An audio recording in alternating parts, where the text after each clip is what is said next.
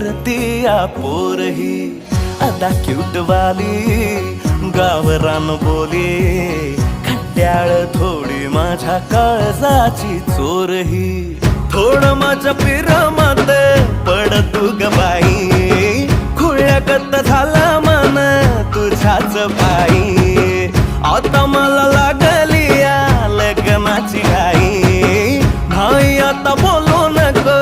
अग माझी राणी होशील का या बठ्याची सोबर घरवाली